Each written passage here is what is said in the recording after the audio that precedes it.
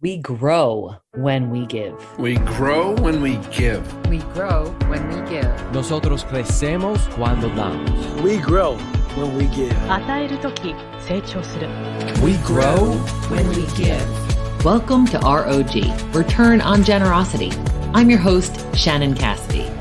This podcast celebrates generosity at work, not financial giving valuable time, mutual respect, alternative perspectives, and genuine collaboration.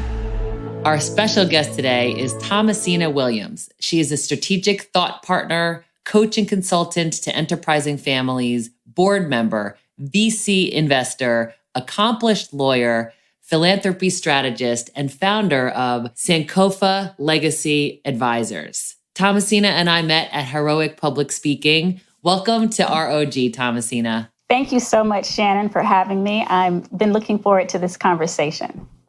Me too. I always feel energized after conversations with you. And this in particular is going to be very interesting because you're our first guest on ROG who speaks about family-owned businesses, something very complicated and common. And I look forward to getting your thoughts on that. But before we get there, let's just hear a little bit about your background and history. So, as you said, my work is with families in business together or who own other shared assets. And what I do is really help families develop leaders. We think about leadership development in the context of the work setting, but we also need leaders in our families. And in families who own businesses together, they can be one and the same. I feel really fortunate to have found this work. I grew up in Florida, product of the 60s, during the height of the civil rights movement. My grandparents were blessed to be fairly wealthy for their day and age for a Black couple that had no formal education. And they amassed quite a bit of wealth. Unfortunately, most of that wealth is gone. The only thing that's left today is the 6 acres that was once their homestead. And that's vacant land. It's not even income producing. And there are probably, 40 people at this point who have an ownership interest in those little 6 acres. And I came across a study which talked about how 70 to 90% of all families will lose their wealth by the end of the 3rd generation.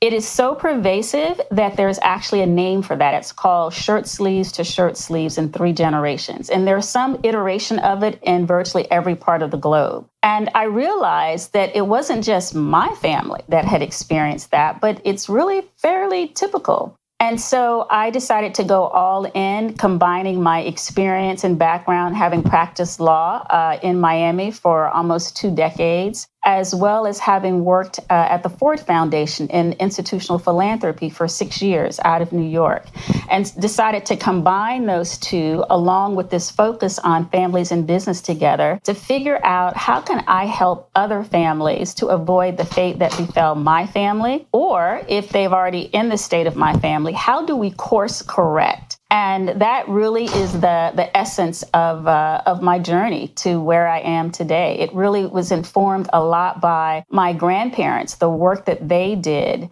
and then seeing all of that work be essentially lost and understanding not only is it fairly prevalent, there's actually a profession and people who can help families avoid that. Oh my gosh, I really look forward to learning more about how you do that and what are some of the pitfalls. So listeners who are involved in family-owned businesses or aiming to start or inherit a family-owned business can learn from your experiences. And so one of the highlights of the legal part of your career is a pro bono case that you took on in Miami-Dade County in Florida. And they named a day in your honor. Can you just say a little bit about that? Yes. Actually, it's funny. There are a lot of people in Miami who to this day think that I am a civil rights lawyer or a voting rights lawyer. I am not. They think that because I did lots of pro bono voting rights and civil rights work, pro bono meaning for free. And it wasn't my core practice. My practice was representing corporations in business disputes.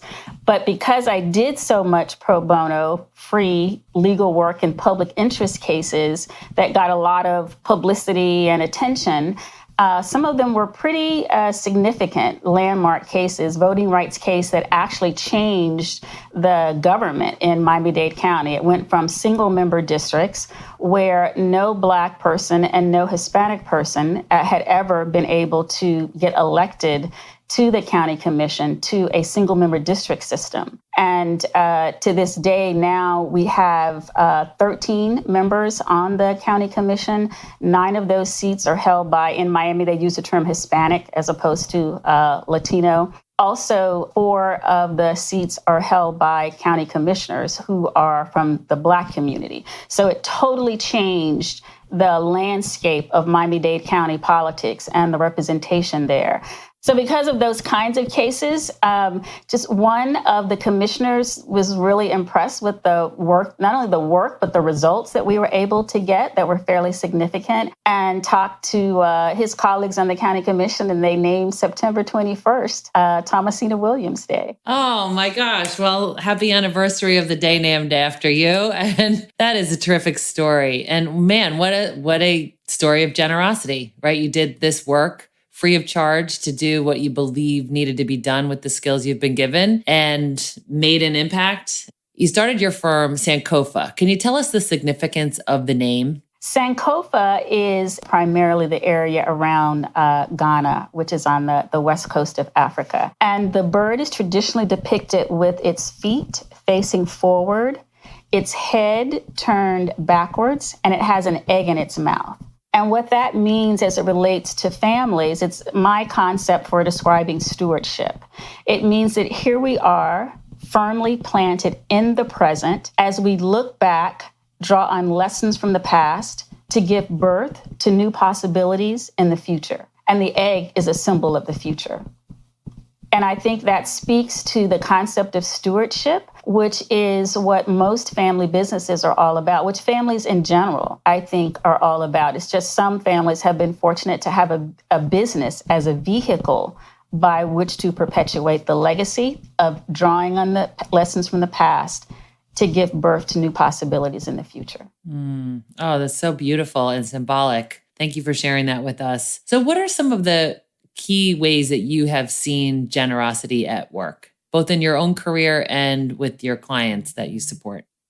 For me, generosity starts actually with ourselves. I think, especially when it comes to work, that many of us are so driven. We want to be at the top of our game 24/7. But the reality is we're human and we're going to all make mistakes. And sometimes we can be harder on ourselves than other people are on us. So I think it starts with being generous to ourselves and then showing generosity to others by providing opportunities for others, by giving people the benefit of the doubt, by recognizing that we all make mistakes and giving people a second opportunity should that be in order. Thank you for reminding us of how important that is. And I'm sure in your line of work, you have the opportunity to see how some people don't always see the benefit of the doubt, or they don't always interpret things in a way that's generous or assuming positive intent. So what can you share with us around what you've observed around like blame and judgment and how sometimes those are barriers to people having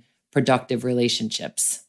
I think blame and judgment are almost always barriers to productive relationships. I think about generosity as it relates to relationships in terms of space, giving people space, giving ourselves space to blossom into our potential, to do what it is that we want to do, but also being generous to others and giving them that same space. It's fascinating how oftentimes we know what our intent is always. And if someone misunderstands something that we do, we sometimes, we're kind of hurt by that. Like me, like, why would you question my intent? Yet we don't give other people that same benefit of the doubt. We assume oftentimes the worst in people rather than taking space, pausing to just ask ourselves, what else might that comment have meant?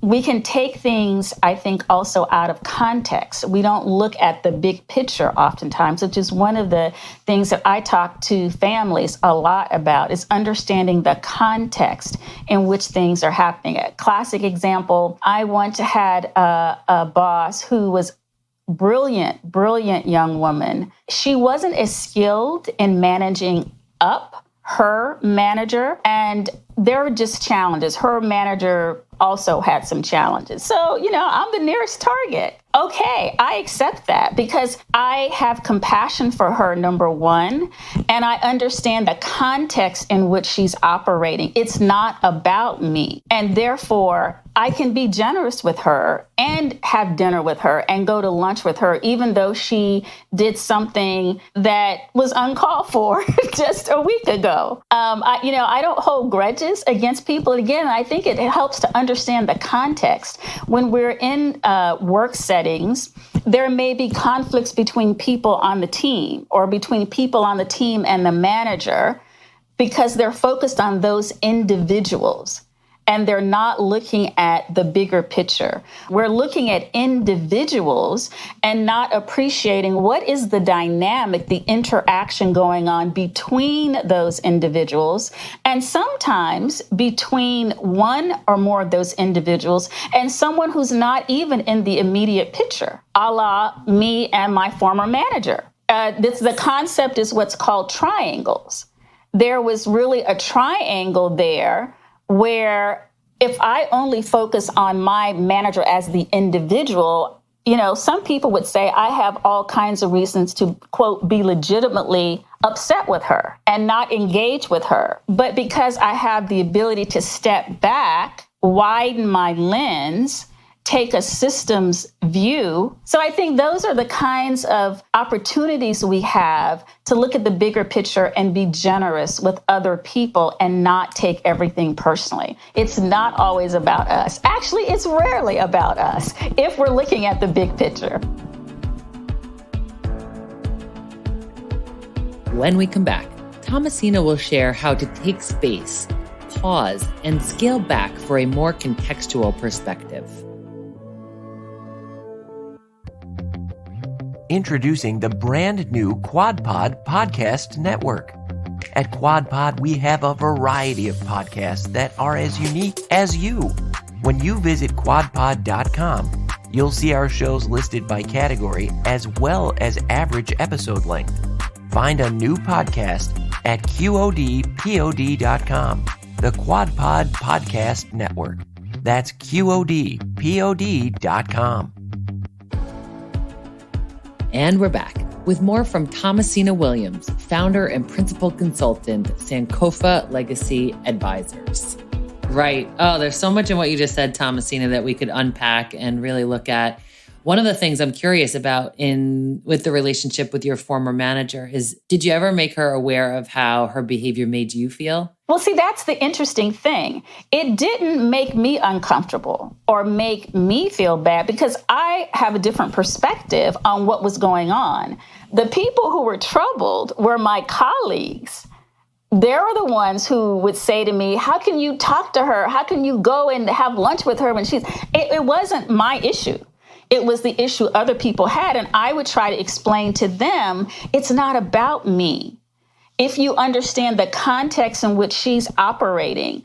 And I just I have a different view of the world. I don't take things like that personally because I've learned to look at the larger context and understand something else is going on here that's not apparent if I'm only focusing on that one individual, which is candidly, I think, what helps me be a good consultant. Absolutely, for sure.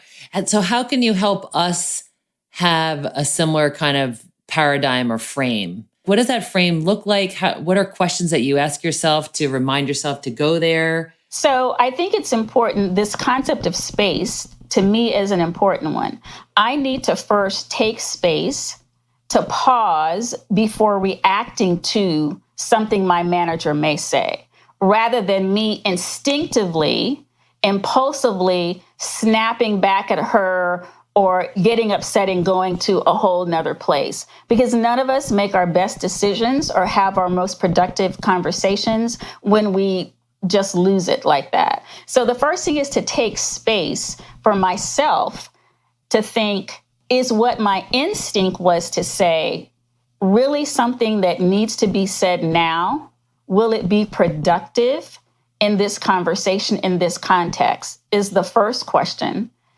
Second question to ask myself, in addition to where I instantly went with what my manager said, what might be some of the other influences, the broader context in which my manager is operating that would prompt my manager to do something like this? And then, as I said, to have some compassion for that person who's grappling with, and everybody in the institution was aware of the dynamics.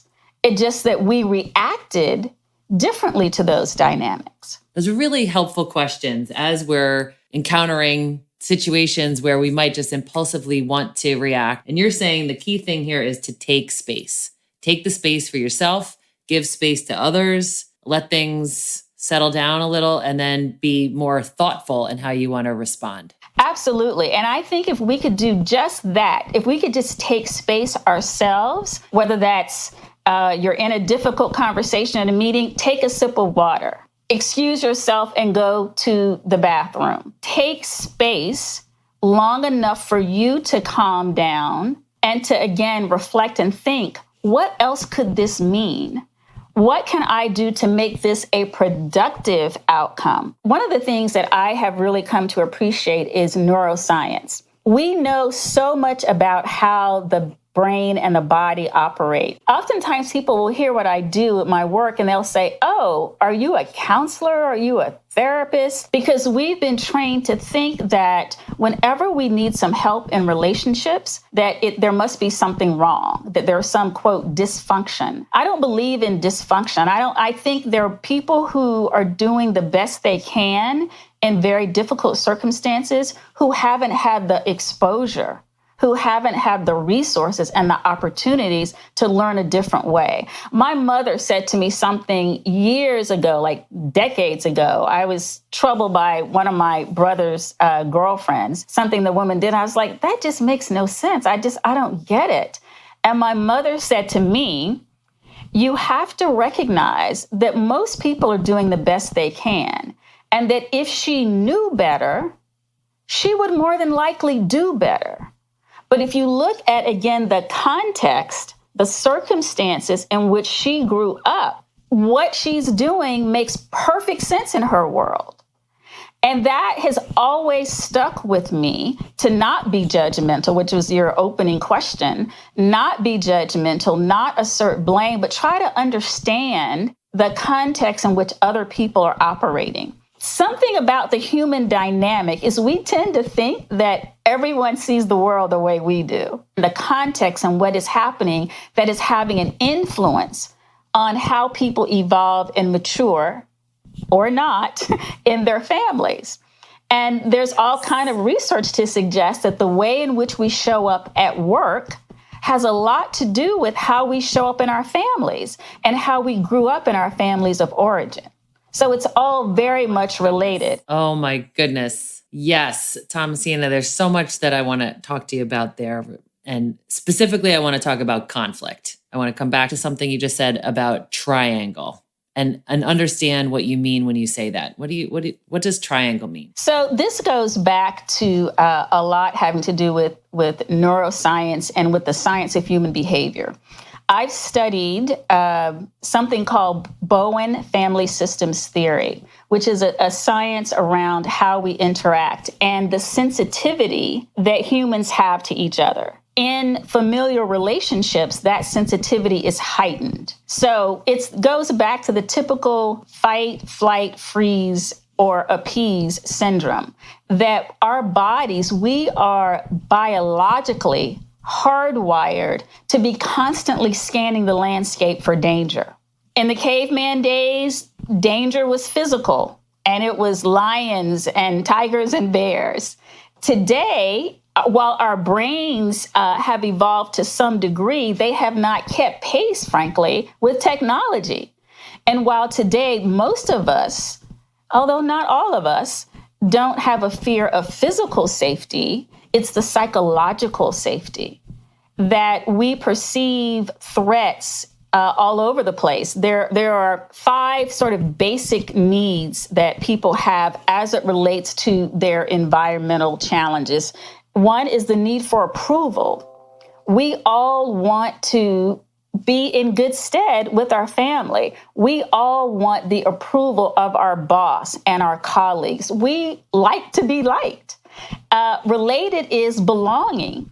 Nobody wants to be on the outside. And the science that I have studied says that the most stable relationship is a 3-person relationship.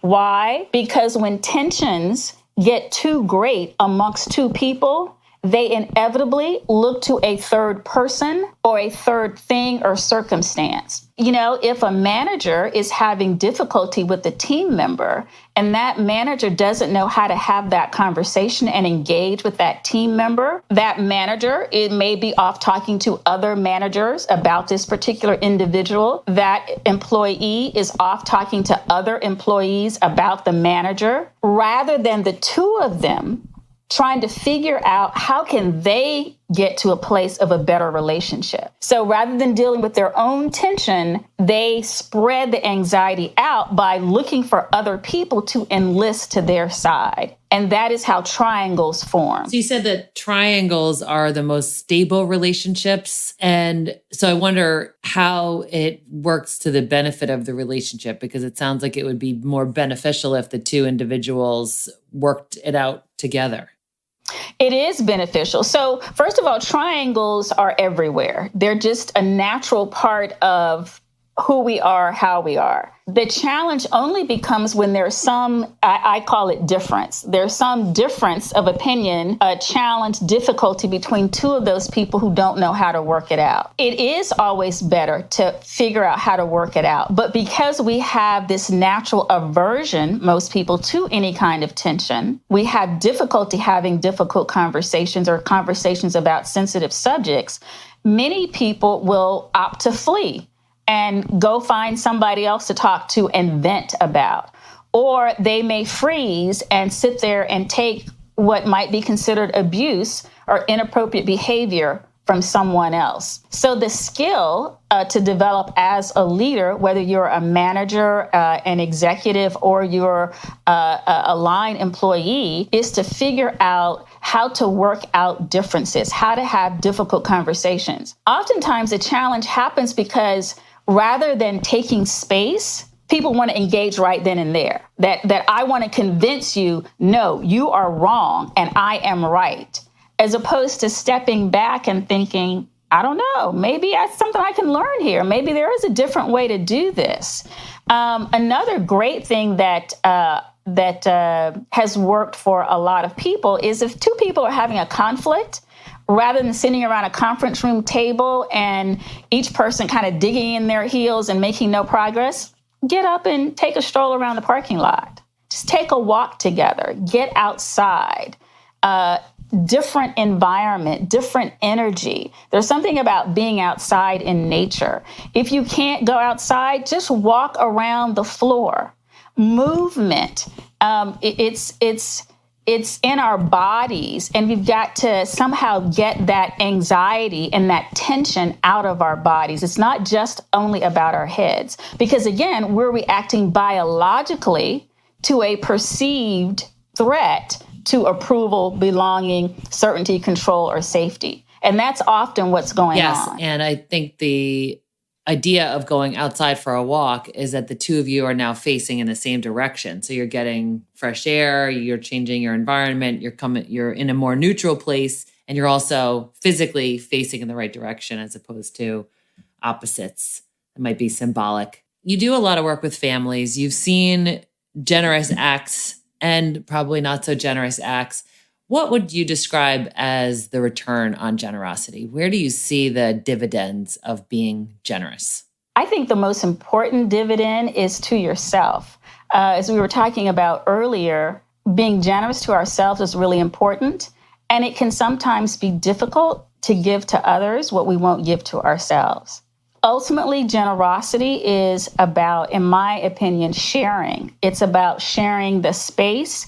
It's about allowing for an opportunity to co-create something that neither person can do on their own. It's about allowing space for creativity, for people to emerge and develop into the best that they can be, giving space for someone to show what they can do. Yes, so true. So I want to hear your favorite quote or what this means to you. One of your favorite quotes is from Luke 12:48, and it's, "Those to whom much is given, much is required." Yes, I believe that wholeheartedly. I've tried to live that all my life. Again, speaking of systems and context, it's the context in which I grew up. My family was always very giving. And to me, to have the opportunity to share what I've been given is a double blessing. I can be blessed by the gifts, the resources, the talents, the opportunities that have bestowed upon me. And I can also be a blessing to someone else by extending them an opportunity, extending them a helping hand, extending them a kind word, and passing that on. Oh, that's so beautiful and well said. And you do that really well. So I think we should come full circle and just help the listeners understand how you help small businesses prevent that shirt sleeves to shirt sleeves in 3 generations type of thing. I know that's a lot in just a few minutes, but any advice that you could give those who are listening who are family-owned business members? Absolutely. And I think that the work that I do is in the context of family, but the principles we've been talking about apply across the board. It's really about human behavior, not simply families. What I would say to families listening in particular, though, is to invest and be as purposeful in investing in their families and their family relationships and developing family leaders as they are in investing in their business. So I would say simply invest in your family like you invest in your business, and that the most important asset, the most valuable asset that any of us have, individually and collectively, is who we are and not what we own. Thank you for that encouragement. That really is such a great way for us to close, and the reminder to take space. That's a reoccurring theme in what I heard you say here today, Thomasina, is take space for yourself. Take space before you react to something. Encourage other people to take space so that they could figure out where they want to grow and how they want to grow, and then to take the space to go and do that development in their relationships. Thank you for being who you are and for showing us how it's done.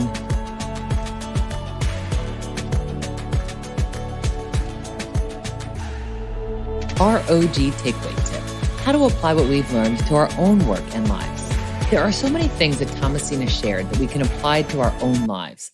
Let's practice how we can take space for ourselves and others.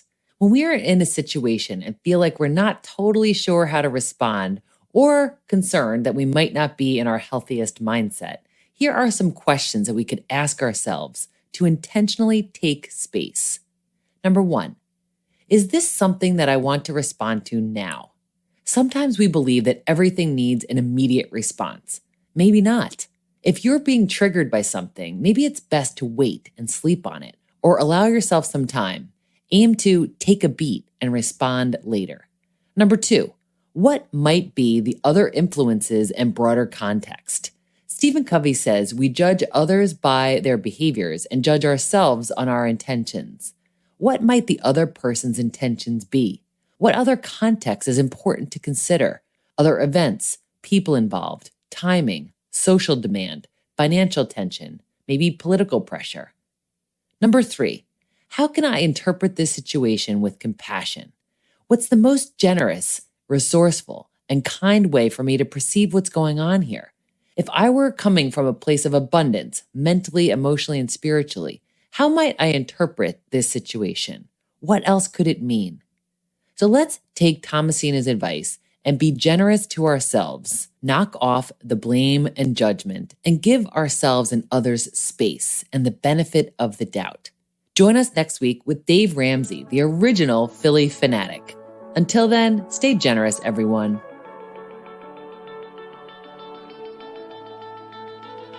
Thanks for listening to ROG, Return on Generosity Podcast. Please help us grow by subscribing and reviewing us on your favorite podcast player.